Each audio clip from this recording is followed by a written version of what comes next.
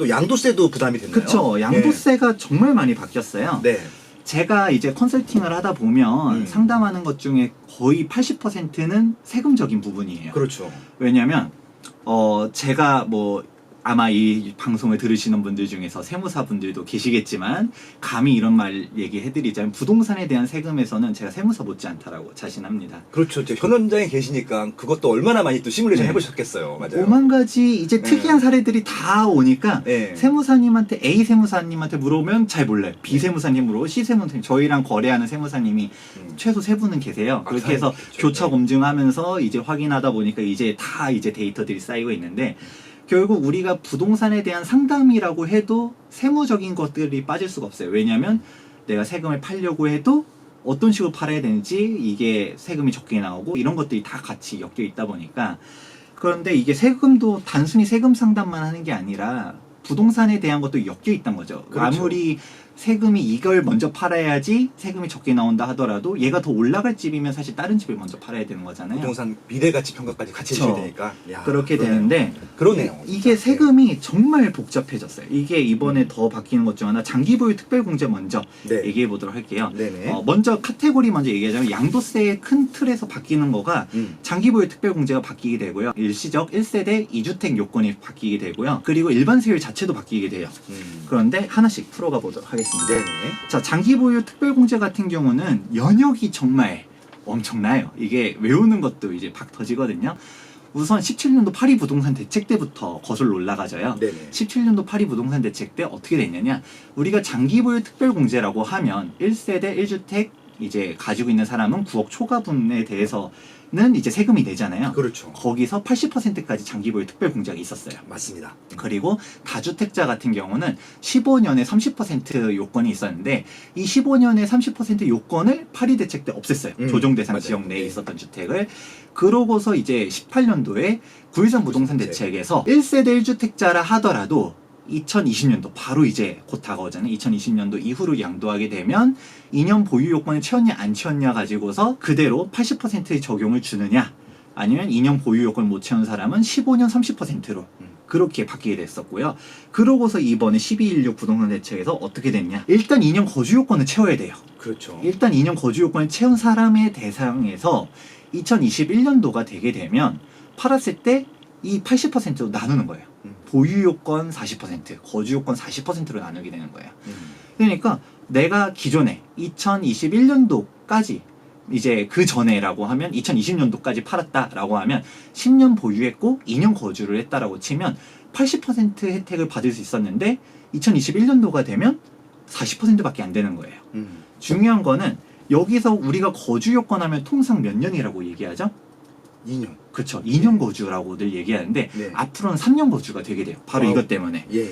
우리가 방금 전에 제가 40%라고 했잖아요. 네. 건에서 40%, 보유 요건에서 40%라고 얘기했으면 2년 거주, 뭐 10년 보유라고 하면 2년 거주에 대한 거 8%도 줘야 되는 거 아니에요? 라고 생각할 수 있어요. 4%씩 늘어나게 되니까. 그렇죠. 근데 애초에 장기보유 특별공제라는 것 자체가 최소 3년 차부터 적용이 되는데, 이거 역시 여기 표에도 나와 있잖아요. 거주에 대한 게 스타트가 3년 차부터 12%로 추가되는 거예요. 그러네요. 똑같이 이 요율 그대로 가다 보니까 3년 차부터 이 보유 기간에 대한 것도 이제 보너스 포인트라고 얘기해야 될까요? 이게 적용받기 때문에 우리가 앞으로 2년까지 거주했다면 플러스 1년, 3년도 거주해야 되는 게 중요하다라는 거, 시청자분들도 중요한 포인트니까 알아보시면 좋을 것 같습니다.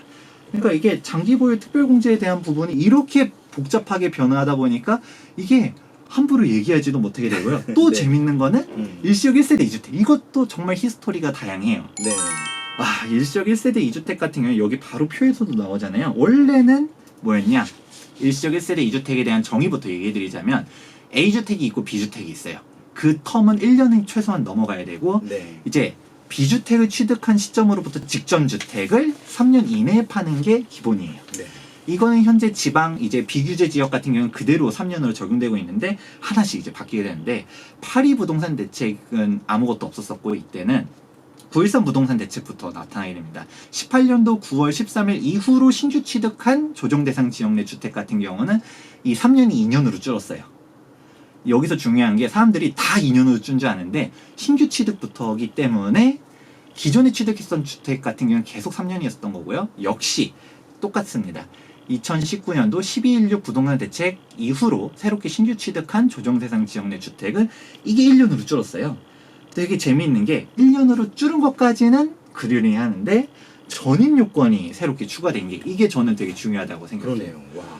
우리가 새로운 주택을 취득했을 때 여기에 투자로서 살 수도 있잖아요. 그렇죠. 투자로서 전입하지 않고 그냥 단순히 가볍게 취득하고 내 거는 2년 뒤에, 3년 뒤에 이제 12.16 대책 이후로는 1년 뒤에 팔 수 있어요. 그런데 이게 전입하지 않으면 안 된다라는 거예요. 그러니까 내가 실거주 목적이 아닌 이상은 안 된다. 애초에 실소유자들이 갈아타는 것 같은 경우는 문제가 안 되지만 우리가 투자적으로 특히 재개발, 재건축 아니면 오래된 구축 아파트 이런 걸 살려고 했을 때 내가 전입하지 않을 의향이 있다. 아니면 지방 내에 난 서울 살고 있는데 경기도권 내에 있는 주택을 살려고 해도 실제로 전입하지 않으면 안 된다. 이게 가장 큰 핵심이라고 생각하고 있거든요. 그러네요. 이게 정부의 위향이 보여요. 근데 추후적으로 어떻게 보완할지 모르지만 세무사님과도 이제 상담을 했었을 때 허점이 하나 있어요. 뭐예요? 이게 전입 요건만 있지 예. 거주 요건이 없어요. 그러네요. 이게 뭐냐? 예를 들어 막말로 재개발 지역을 산다라고 칠게요. 아니면 재건축 지역이라든지 뭐 한남동에 있는 한남 뉴타운이 가장 대표적이잖아요. 네. 거기가 전세가 5천만 원밖에 안 되는 전세들이 많아요. 그렇죠. 딱 너무 낡은 주택. 그렇죠. 그게 뭐냐면 아무리 한남동 입지가 어떠고 저쩌고 얘기를 해도 아파트가 됐을 때 그 미래 가치가 엄청나게 높은 거지 현재 가치는 그 산동네인 거예요. 네네. 그 구릉지에 막 아주 조그만한 집들 전세 뭐 3천만 원짜리도 있고 5천만 원짜리도 있고 내가 거주할 수가 없어요. 네. 빈집들도 많아요. 그렇죠. 중요한 거는 이게 전입 요건만 있잖아요. 네. 그러니까 내가 빈집 사서 전입 신고하는 거예요. 뭐 실제로 뭐 좀 전입만 했다고 뭐라 할 것 같으면 실제로 한 일주일 정도 침낭 메고 좀 있다가 돌아오세요. 공실 많아요. 그렇죠. 네. 한남 뉴타운에 공실 엄청나게 많거든요. 네. 그러면 해결돼요. 그러네요. 이게 1년 내에 전입을 해야 된다라고 돼 있지 최소 1년 이상 거주해야 된다. 대체주택 요건 같은 경우 보면 1년 이상 전입해야 되고 뭐 이런 것들이 있거든요. 네. 근데 얘는 그런 요건들이 하나도 없는 거예요. 그러네. 추후 보완을 할 가능성도 있긴 한데 있겠네요. 예. 현재 시점에서만 보면 음. 전입 요건만 추가됐기 때문에 네. 이런 식으로 피해갈 수 있는 방법도 있다. 아. 그런데 과연 이거를 생각하고서 이런 대책을 만들었을까에 대해서는 좀 의문이다. 아니 그러니까 최근에 그 대출 말씀 안 하셨지만 대출도 하기로 했다 안 하기로 했다 다시 또 안 된다 왔다 했잖아요. 갔다 하고 있잖아요. 3번 했었잖아요.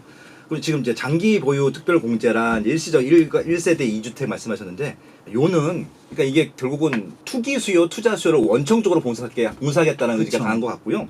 진짜 나는 집 한 채 갖고 평생 살겠어 이런 사람들은 크게 문제 신경 쓸 건 없을 것 같아요. 그러니까 좀 100% 투자용으로 사시는 분들한테는 이제 따져봐야 될 것들이고요. 지금 말씀하신 대로 이게 케이스 바이 케이스이기 때문에 이거는 진짜 이렇게 전문적으로 이런 부동산 세법을 알고 중개해 주시는 분들하고 상담을 하든지 아니면 진짜 전문적인 세무사랑 꼼꼼하게 챙겨보셔야 될 부분들이 많아졌다. 그렇게 볼 수 있겠네요. 그렇죠. 네. 이게 세법 같은 경우 예외가 너무 많고 네네. 이게 규정 시점 언제 파냐 이거에 따라 다 다르다 보니까 우리 기사 보면 세무사도 네. 이제 세무상담 특히 부동산 양도세 이거 신고하는데 얼마 받냐면 35만 원 정도밖에 안 받아요.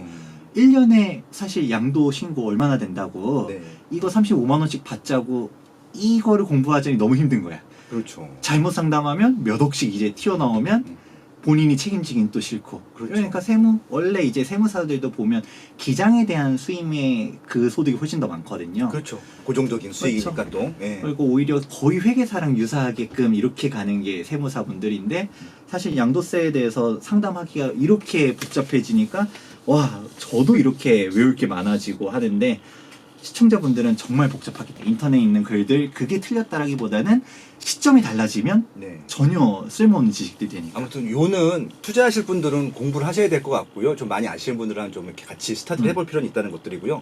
1주택 하실 분들은 아무 고려 안 하셔도 됩니다. 그냥 그 집 사셔갖고 그냥 사시면 돼요. 그냥. 맞아요. 그렇죠? 빠숑님이 얘기하셨던 부분이 핵심 중 하나가 네. 현 정권의 스탠스 중 하나는 일단 거주를 해라. 그게 기본적으로 살 집이 아닌 이상은 팔아라.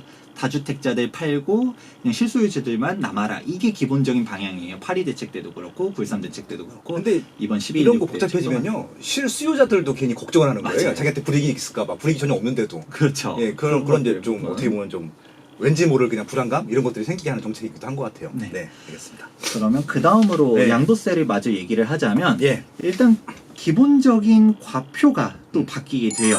뭐냐면 그전에는 주택 외 같은 경우는 1년 미만 단기 매매 같은 경우는 50%, 그렇죠. 1년 무조건 50%. 이상 2년 미만 같은 경우는 40%였거든요. 네, 네. 근데 이걸 주택도 통일시켰어요. 주택은 1년만 넘어가면 일반 세율이었었는데 네. 얘도 똑같이 가자라고 하니까 그러면 우리가 이것 때문에 알 수 있는 거는 사실 외곽 지역들 1년 정도만 보유해서 단타 이제 수익 보고 일반 세율 받고 하려는 사람들이 이거 역시도 좀 중요하게 알아둘 필요성이 있어졌다. 근데 이것도 기준이 있어요. 항상 우리가 세법이 개정되면 언제 바뀌었는지 적용 시점을 항상 알아둬야 되는 거거든요. 2021년도부터 앞서 얘기했었던 부분 같은 경우도 일시적 1세대 2주택 같은 경우는 바로 우리가 1216 부동대책 이후로 신규 취득한 주택부터 바로 적용되는 거고, 종부세는 2020년도, 그리고 장기보유 특별공제는 2021년도, 양도세율 과표 바뀌는 거는 2021년도 이렇게 바뀐다. 라고 할 수 있습니다. 또 하나 이제 양도세에 대해서 이제 표까지는 안 만들었는데 한 줄 있다면 우리가 분양권과 입주권에 대한 구분이 있어요. 많은 분들이 사실 이 차이를 잘 몰라요. 분양권 같은 경우는 청약 통장을 써서 당첨된 그런 것들이 이제 분양권, 그렇죠. 재개발, 재건축, 조합원 입주권이라고 하거든요. 정확히 말하면 통상 다 입주권이라고 칭하지만 관리처분 인가가 나면 입주권으로 이제 그렇죠. 세법적 성격이 바뀌어요. 입주권은 예전부터 주택수로 들어갔었어요. 근데 이번에 분양권도 주택수에 들어가겠다. A주택이 있고 B입주권이 있거나 네. 아니면 분양권이 있어요. 그러면 A주택을 팔 때 양도세율 중과 플러스 10% 혹은 20% 이거를 가산하겠다. 이렇게 되니까 이거 역시도 기준이 2021년도부터. 하지만 이거 2021년도란 걸 알았다 해서 분양권을 팔 수도 없는 게 분양권은 이미 세율이 한번 늘어났잖아요. 그렇죠. 150%로 양도세가 확 늘어났다 보니까 이걸 팔지도 못하고 그냥 앉은 자리에서 당했다. 라고도 생각해 볼 수 있을 것 같습니다.